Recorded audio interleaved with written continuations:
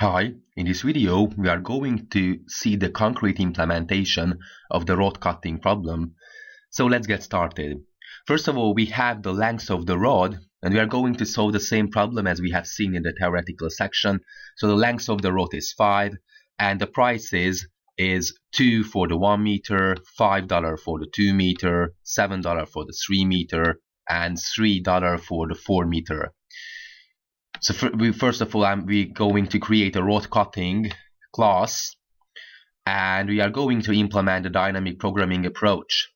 It's very important that because the first row and the first column of our dynamic table problem, the dynamic problem table consists of zeros. That's why we have to insert the zero index of the prices array, a zero, and that's why I created this transform price. And all this method is doing is just to create a new prices one-dimensional array. We insert 0 at the 0 index, so the first item will be 0, and just copy all the other items above the 0, and it's going to return the new price. And after making this transformation, I'm going to create the dynamic programming table.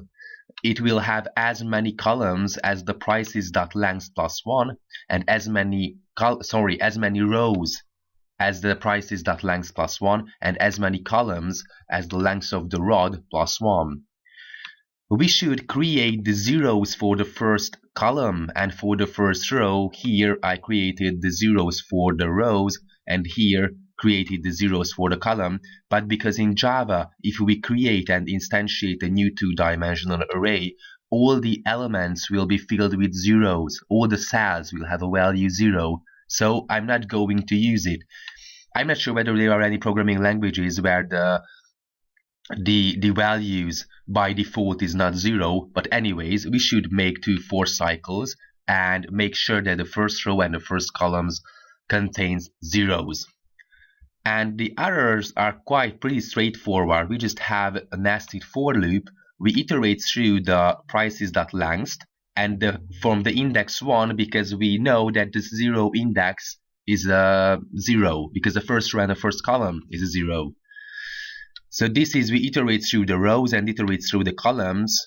So we keep hopping from item to item in our dynamic table as we have seen in the theoretical section. And if the row index is less than or equal to the column index, we have to use this math.max formula as we have seen, and else if the I is greater than the j, we just have to copy the value from the cell above. And I'm just going to print out the dynamic programming table. So after understanding the basic, it's very easy to implement because we just have to use the same table as we have seen in the theoretical section. And of course the last item will consist the optimal profit, so the rightmost item as we have seen in the previous video. So let's run our algorithm.